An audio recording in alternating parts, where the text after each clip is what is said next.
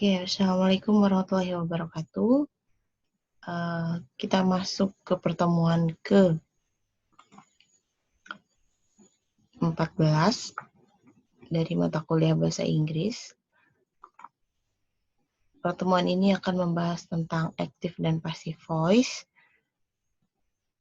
Setelah sebelumnya kuis tentang tenses, lalu kita masuk di active dan passive voice. Oke, kita masuk pertama active voice atau kalimat aktif, yaitu kalimat yang subjeknya berbuat atau melakukan sesuatu pekerjaan. Contoh dalam kalimat she calls me, dia memanggilku, itu kalimat aktif. Atau he killed a dog, dia membunuh anjing, itu kalimat aktif. Jadi dianya ini melakukan suatu pekerjaan. Nah, umumnya kalau dalam bahasa Indonesia dia berawalan me atau ber.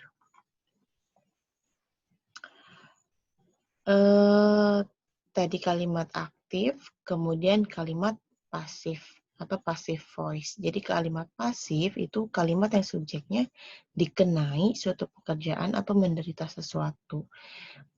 Sehingga si subjek ini menjadi sasaran kegiatan yang dinyatakan oleh kata kerja. Contoh dalam kalimat, I am called by her, saya dipanggil olehnya. Jadi si subjeknya ini saya, itu dikenai suatu pekerjaan, yaitu dipanggil.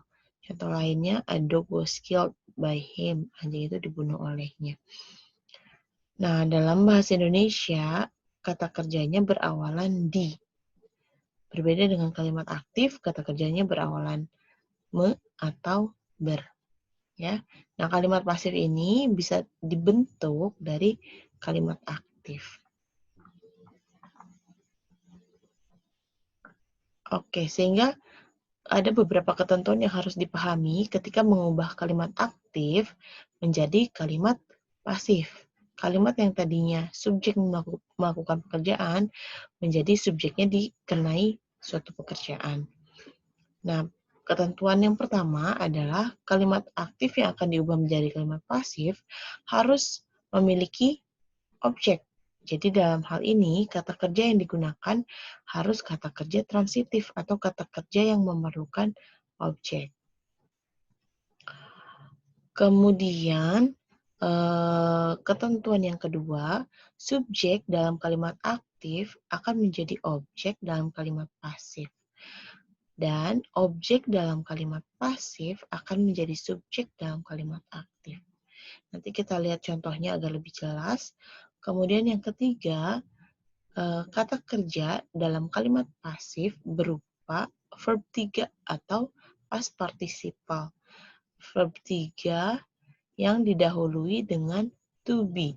Bisa is, am, are, atau was, were, being, atau been.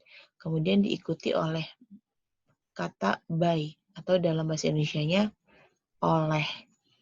Nah, rumusnya bisa ditulis bahwa kalimat pasif itu subjek plus to be plus past participle plus by plus objek.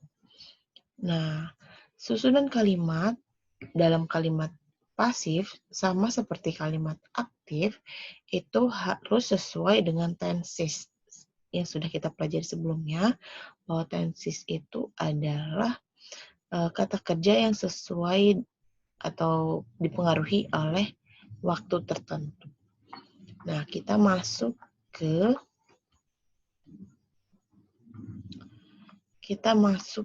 ke tensesnya. Nah, kita sudah pelajari bahwa tenses itu ada 4 kelompok besar tenses, diantaranya present tense, past tense, future tense, dan future past tense. Yang pertama, present tense. Present tense ini tadi dari simple present, present continuous, present perfect, dan present perfect continuous. Untuk rumus di active voice itu sudah dipelajari sebelumnya. Nah, untuk di passive voice, karena tadi rumus sebelumnya dari aktif menjadi pasif itu adalah to be plus verb 3, maka di passive voice akan berbeda dengan active voice-nya. Untuk gampangnya, contohnya di sini present tense. Present tense active voice-nya adalah verb pertama. Kemudian passive voice-nya adalah to be plus verb 3. Present continuous tense active voice-nya adalah to be is MR plus verb ing. Passive voice-nya adalah to be plus being plus verb 3. Present perfect tense have or has plus verb 3, maka passive voice-nya have or has plus been plus verb 3. Untuk present perfect continuous tense itu have or has plus been plus verb ing, maka passive voice-nya have or has plus been plus being plus verb 3. Pusing banyak rumusnya? Pasti. Nah, ini ada cara cepatnya nih. Bagaimana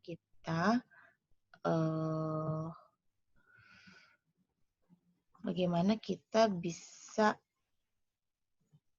menghafal atau tidak perlu menghafal, tahu rumusnya seperti apa dari setiap tenses. Oke, saya butuh pen. Nah, passive voice itu to be plus verb 3. Contohnya di sini saya akan mengambil satu tenses, misal present continuous tense, to be plus verb ing. To be plus verb ing. Jika ini active voice-nya. Jika ingin diubah menjadi passive voice, maka saya akan tulis di sini di bawahnya to be plus verb 3. Kemudian saya akan mencoret seperti ini. Maka passive voice yang menjadi to be, tulis kembali, plus verb ing dengan to be jadi being,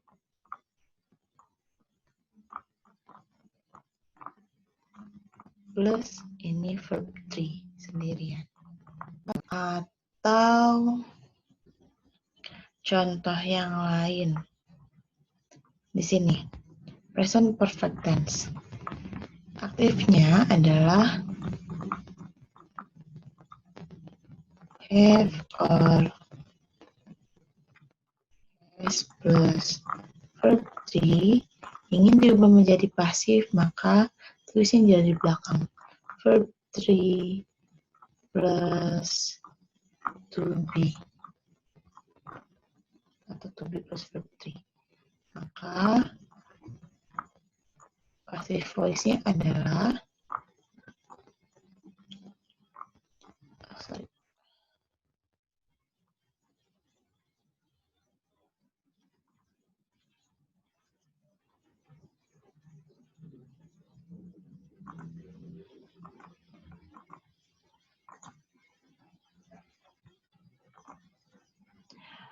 maka passive voice-nya adalah have or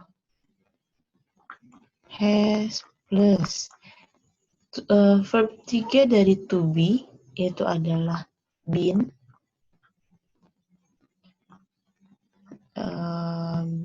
plus ini verb 3 sendiri. Nah, have or has plus been plus verb 3. Oke, sama ya. Nah, seperti itu caranya. Jadi, hafalkan ini saja sehingga passive voice bisa tahu rumusnya.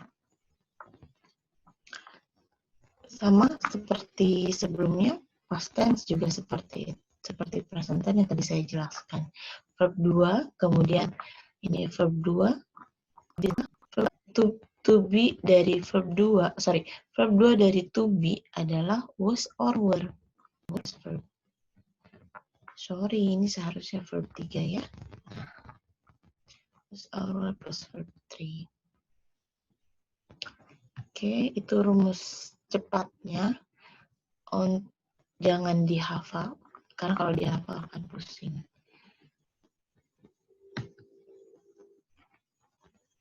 Kemudian future tense. Nah, future tense juga tadi rumusnya sama. rumus singkatnya sama seperti yang sebelumnya. Jadi shall or will plus verb 1. Di sini kita jadikan pasif.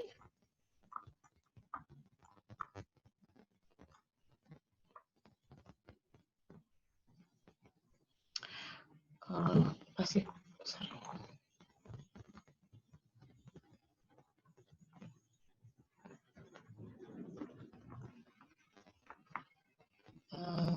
Nulis pasifnya harus di bawah. Shall or will plus verb 1. Untuk jadi pasif itu seperti ini nulisnya, to be, maka kita coret shall or will plus to be plus be, verb 1 dari to be adalah be plus verb 3. Seperti itu.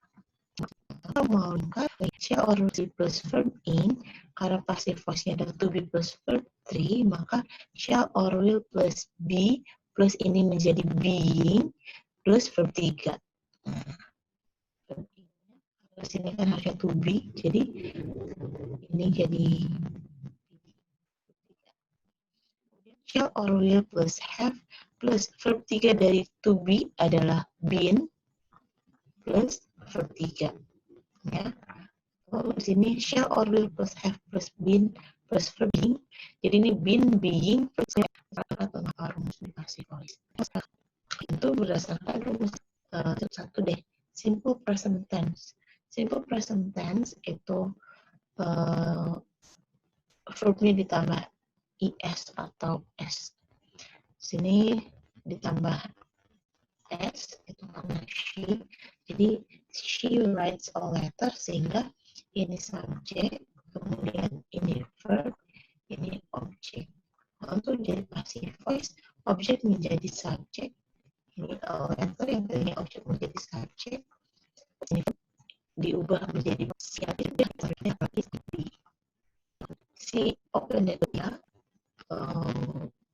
dia menjadi objek di formatnya aktif. Si subjeknya membuka buku pasif, bukunya yang dibuka oleh dia. Oke, kemudian saya ambil dari tenses, salah satu tenses dari future tense yaitu simple tense. Saya buah kue. Kemudian untuk passive voice-nya, a cake udah akan membuka pintu, tapi akan membuka dia tadi karena ini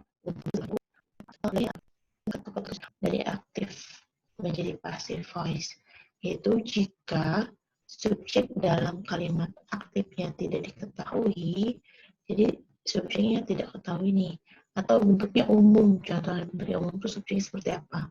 People, someone, him, her, atau them. Maka apabila menjadi objek pada kalimat pasif atau passive voice itu dapat dihilangkan. Contoh dalam kalimat, people speak English well all over the world. Orang-orang berbicara bahasa Inggris dengan baik di seluruh dunia. Nah, subjeknya adalah orang-orang yang tidak diketahui siapa, tapi itu secara umum. Maka jika kalimat pasif menjadi English is spoken well all over the world, tidak harus ditulis by people di sini objeknya. Kemudian objek pelaku kalimat pasif itu harus tetap ditulis jika pasti objeknya. Contoh nama orang, George, by George, by Billy, by Mila, by siapapun itu, tapi dia pasti objeknya. Contohnya di sini, Billy painted the door.